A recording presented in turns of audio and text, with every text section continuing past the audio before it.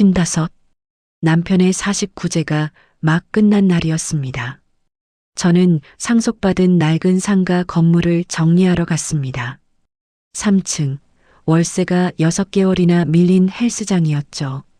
당장 짐 빼세요. 땀 냄새와 쇠 냄새 진동하는 그곳에서 저는 빚에 쪼들린 40대 헬스 트레이너의 절박한 눈을 보았습니다. 그날 밤 그 남자의 땀으로 젖은 가슴에 얼굴을 묻고 울부짖게 될 줄은, 남편의 죽음으로 멈춰버린 제 심장을 12살 어린 그 남자가 다시 뛰게 만들었습니다. 그 격렬하고도 위험했던 하룻밤의 기록입니다. 사연 시작에 앞서 좋아요와 구독 부탁드립니다. 제겐 큰 힘이 됩니다. 안녕하세요. 제 이름은 오지연, 올해 55입니다. 불과 2달 전 남편이 갑작스러운 심근경색으로 세상을 떠났습니다. 30년을 사모님으로 살았습니다. 남들은 갑작스러운 비극에 저를 동정하면서도 뒤로는 거액의 유산을 상속받았으니 팔자 좋다고 수군댔습니다. 하지만 그들은 몰랐습니다. 남편이 떠난 지 2달. 사람들은 제 걱정을 했지만 이상하게도 눈물이 나지 않았습니다. 너무 슬퍼서가 아니었습니다. 그냥 아무 느낌이 없었습니다. 아침에 300평짜리 저택에서 눈을 뜨면 거대한 정막이 저를 짓눌렀습니다. 가정부님이 차려주신 따뜻한 밥을 입에 넣어도 모래를 씹는 것 같았습니다. 30년을 사모님으로 살면서 저는 언제나 그 사람의 아내였지 오지연이 아니었습니다. 남편의 취향에 맞는 옷을 입고 남편의 손님들에게 웃음을 팔았습니다. 거울 속에 비친 55의 제 얼굴은 낯설기만 했습니다. 변호사는 기계적인 목소리로 상속 절차를 읊어댔습니다.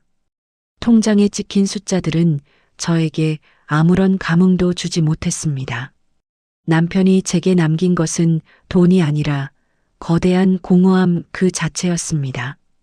49제가 끝난 날 절을 하면서도 저는 딴 생각을 했습니다. 이 지옥 같은 시간이 언제 끝날까? 피 한 방울 섞이지 않은 시댁 식구들의 위선적인 위로가 역겨웠습니다. 시동생은 벌써부터 유산 목록을 훑어보고 있더군요. 집에 돌아와 그 유산 목록을 다시 펼쳤습니다. 그러다 월세 체납 6개월, 3층 상가라는 붉은 글씨를 발견했습니다. 남편이 그냥 방치해둔 잊고 있던 낡은 건물이었습니다.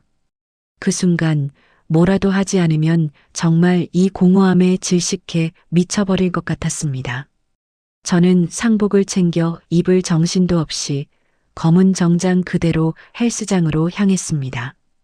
문을 열자 훅 끼치는 땀 냄새와 쇠 냄새, 그리고 귀를 찢을 듯한 시끄러운 음악 소리.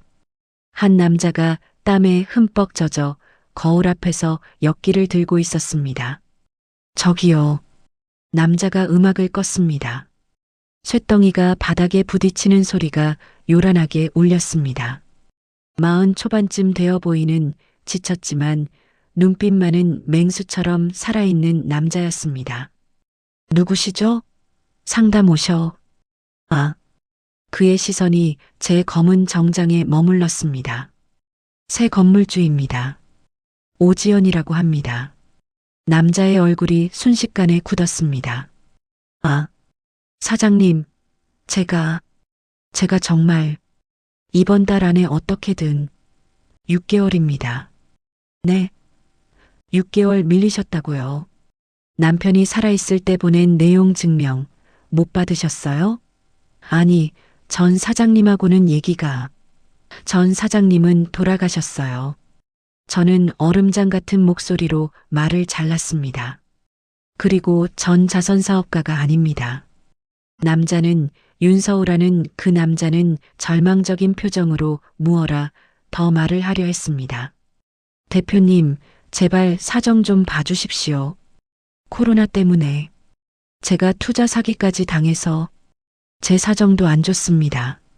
남편이 죽었거든요. 그의 눈에 떠오른 절망을 저는 애써 외면했습니다. 지금은 남을 동정할 때가 아니었습니다. 당장 나 자신을 구해야 했습니다. 내일 모레까지입니다. 그때까지 짐 안 빼시면 법대로 진행하겠습니다. 저는 차갑게 돌아섰습니다. 뒤에서 그가 대표님, 제발 하고 외쳤지만 돌아보지 않았습니다. 그날 밤 남편의 서재에서 가장 비싼 와인을 땄습니다. 이 넓은 집에 나 혼자였습니다. 이렇게 모든 게 끝나는구나. 공허함이 다시 저를 집어삼킬 것 같았습니다. 그때 초인종이 울렸습니다. 인터폰 화면에는 낮에 봤던 그 남자 윤서우가 술에 잔뜩 취해 서 있었습니다. 누구세요? 나와요. 잠깐 얘기 좀 해. 이봐요, 건물주. 문을 열어주지 않았지만 그는 현관문을 두드리며 소리쳤습니다. 당신은 다 가졌잖아. 남편이 죽었어도 돈은 남았잖아. 나는 어떡하라고. 내 인생은 어떡하라고. 나보고 죽으란 거냐고. 그 순간 제 안에서 무언가가 툭 끊어졌습니다. 현관문을 열고 그의 뺨을 세차게 때렸습니다. 닥쳐. 그도 저도 놀랐습니다. 그의 뺨에 제 손자국이 선명하게 남았습니다. 당신이 뭘 알아? 둑이 터진 듯 눈물이 쏟아졌습니다. 돈? 그깟 돈이 날 숨쉬게 해줘? 그 돈이 날 위로해 주냐고. 당신은 살고 싶어서 발버둥이라도 치지. 나는 죽고 싶어도 못 죽어. 내 인생은 끝났다고. 나도 저 사람하고 같이 죽었다고. 저는 그 자리에 주저앉아 아이처럼 울부짖었습니다. 30년간 단 한 번도 누구 앞에서도 터뜨리지 못했던 울음이었습니다. 서우는 술이 깬 듯 멍하니 저를 내려다봤습니다. 그가 천천히 다가와 제 팔을 잡아 일으켰습니다. 미안합니다. 내가 죽을 죄를. 저는 그 남자의 땀냄새 밴 셔츠에 얼굴을 묻고 정말 한참을 울었습니다. 그의 단단한 가슴팍이 제 눈물로 젖어 들어갔습니다. 그는 아무 말 없이 그저 저를 거칠게 안아주었습니다. 그날 밤 우리는 몇 번을 했는지 기억나지 않습니다. 그건 사랑이 아니었습니다. 12살 어린 모든 것을 잃기 직전인 남자의 절박한 몸부림이었고 55 모든 것을 잃어버린 과부의 처절한 오열이었습니다. 우리는 서로의 공허함과 절박함을 찢어발기듯 격렬하게 안았습니다. 남편의 온기가 채 사라지지 않은 그 침대에서 저는 그 남자의 땀 냄새에 질식할 때까지 55 처음으로 제가 살아있음을 느꼈습니다. 아침 햇살이 악몽처럼 쏟아졌습니다. 옆자리의 온기는 싸늘하게 식어 있었습니다. 수치심이 밀려왔습니다. 내가 지금 무슨 짓을 한 거지? 거실로 나가자 서우가 소파에 고개를 묻고 앉아 있었습니다. 어제 죄송했습니다. 그가 고개를 들지 못하고 말했습니다. 술에 취해서 제가 실수를 잊어주십시오. 그냥 없던 일로 해주십시오. 짐은 내일 모레까지 꼭 빼겠습니다. 그가 돌아서서 현관으로 향하는 순간 저는 다시 혼자가 된다는 끔찍한 공포를 느꼈습니다. 어젯밤에 그 격렬했던 감각이 사라지고 다시 텅 빈 저택에 혼자 남겨진다는 공포, 그 끔찍한 공허함이 다시 저를 덮쳤습니다. 잠깐만요. 그가 멈춰섰습니다. 저는 서재로 들어가 수표책을 가져왔습니다.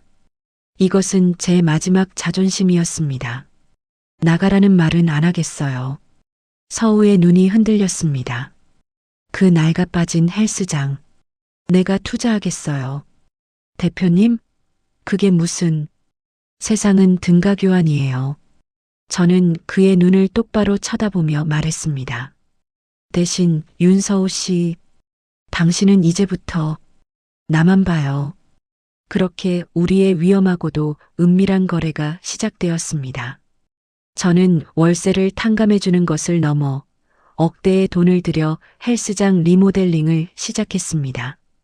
최고급 이탈리아제 기구들이 3층을 가득 채웠습니다. 서우는 낮에는 헬스장의 대표로, 밤에는 나의 전속 트레이너이자 밤의 연인이 되었습니다. 첫 번째 PT를 받는 날이었습니다.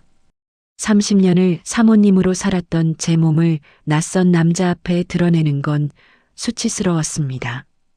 호흡. 그렇죠. 더. 배에 힘주세요. 제 다리가 후들후들 떨렸습니다. 못하겠어요. 할 수 있습니다. 한 번만 더. 그의 손이 제 허리를 단단히 잡을 때마다 제 몸은 50대라는 것을 잊은 듯 뜨거워졌습니다. 죽어있던 근육들이 비명을 질렀습니다. 땀을 흘리고 근육이 찢어지는 고통 속에서 이상하게도 저는 살아있음을 느꼈습니다. 그는 제게 운동을 가르쳤고 저는 그에게 돈을 주었습니다. 그리고 밤이 되면 우린 서로의 외로움을 채웠습니다. 30년 만에 처음으로 나를 위해 꾸미기 시작했습니다. 남편의 취향이던 우아하고 품이 넓은 원피스가 아니라 제 몸의 곡선이 드러나는 레깅스와 몸에 꼭 붙는 운동복을 사입었습니다. 거울 속의 제 모습이, 제 눈빛이 하루가 다르게 달라지고 있었습니다. 평생 모르고 살았던 행복을 알아가는 기분이었습니다. 하지만 그 행복에 먹구름이 끼기 시작했습니다. 형수님, 요즘 얼굴 좋아지셨네요. 남편의 장례식에도 건성으로 왔던 시동생이었습니다. 그가 거실 소파에 앉아 저를 위아래로 훑어봤습니다. 무슨 일이죠? 소문이 흉흉해서요. 형수님이 웬 제비놈한테 홀려서 형님 유산을 퍼주고 있다던데. 그것도 헬스장 하는 놈이라면서요? 심장이 철렁했습니다. 헬스장 회원들 사이에서도 저 트레이너, 건물주랑 잔다는 소문이 파다했습니다. 말씀 가려서 하세요, 도련님. 커피잔을 내려놓는 제 손이 미세하게 떨렸습니다. 도련님? 그놈이랑 붙어 먹더니 말본새도 상스러워지셨네. 나가세요. 당장 그놈 잘라내세요. 안 그러면 형님 유산 법대로 다시 나눠야겠습니다. 형수님의 유책 사유로 말이죠. 협박이었습니다. 3개월 전에 저였다면 그 자리에서 무너졌겠지만 지금의 저는 달랐습니다. 그렇게 하시죠. 대신 도련님이 숨겨둔 재산까지 싹 다 파헤쳐서 법정에 세울 테니. 시동생의 얼굴이 시뻘개졌습니다. 그는 씩씩대며 돌아갔습니다. 그날 밤 서우가 저를 찾아왔습니다. 그도 그 소문을 들은 것이 분명했습니다. 대표님, 제가 떠나겠습니다.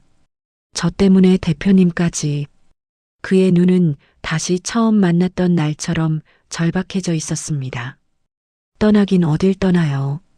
하지만 소문이, 시동생분이, 그래서 도망가게요? 6개월 전처럼? 제 말에 서우의 눈빛이 변했습니다. 서우 씨, 나 믿어요? 며칠 후 헬스장 리모델링이 끝난 날 저는 재오픈 파티를 열었습니다. 그리고 그 자리에 시동생을 포함한 모든 관계자를 보란듯이 초대했습니다. 시동생은 드디어 저 여자가 항복하는구나 하는 비웃는 표정으로 나타났습니다. 모두가 모인 앞에서 마이크를 잡았습니다. 와주셔서 감사합니다. 저는 오늘 이 자리에서 제 남편이 남긴 이 낡은 건물의 미래를 선포하려 합니다. 사람들이 수군댔습니다. 저는 이 낡은 건물을 살리기 위해 J&Y 피트니스라는 신규 법인을 설립했습니다. 저는 옆에 서 있던 서우의 손을 잡았습니다. 그의 손이 땀으로 축축했습니다. 그리고 이분, 윤서우 대표님은 제 세입자가 아닌 이 법인의 공동 대표이십니다. 시동생의 얼굴이 썩어 들어갔습니다. 미쳤군요, 형수. 그가 소리쳤습니다. 저는 그를 똑바로 쳐다보며 마이크에 대고 말했습니다. 미쳤죠? 파티장이 순간 조용해졌습니다. 나이 차요? 스캔들이요? 예, 맞습니다. 여러분이 수군대는 거 다 압니다. 하지만 이건 단순한 투자가 아닙니다. 저는 서우의 손을 꽉 잡았습니다. 이건 55 오지연의 남은 인생에 대한 첫 번째 투자입니다. 더 이상 남편의 유산 뒤에 숨어 죽은 사람처럼 살지 않겠습니다. 그로부터 1년이 흘렀습니다. 시동생은 아무것도 얻지 못하고 물러났고 J&Y 피트니스는 강남에서 가장 성공한 PT샵 중 하나가 되었습니다. 저는 더 이상 유령처럼 텅 빈 저택을 지키지 않습니다. 그 집은 처분하고 헬스장 근처의 작은 오피스텔로 이사했습니다. 55. 사람들은 저를 남편 잡아먹고 12살 어린 남자에게 빠진 여자라고 욕합니다. 하지만 저는 괜찮습니다. 그들은 모르니까요. 300평 저택에서 살아있는 송장으로 죽어가던 제 모습을. 그들은 모르니까요. 이제 저는 1층 카페에서 경영 서류를 검토합니다. 운동을 마친 서우가 땀 냄새를 풍기며 다가와 제 이마에 입을 맞춥니다. 오 대표님, 오늘 저녁은 뭐 먹을까요? 제 심장은 매일 밤 그의 곁에서 다시 뜨겁게 뛰고 있습니다. 제 인생에 멈췄던 심장을 다시 뛰게 해준 이 남자와 함께 제 인생의 진짜 주인공은 바로 지금부터입니다. 시청해 주셔서 감사합니다.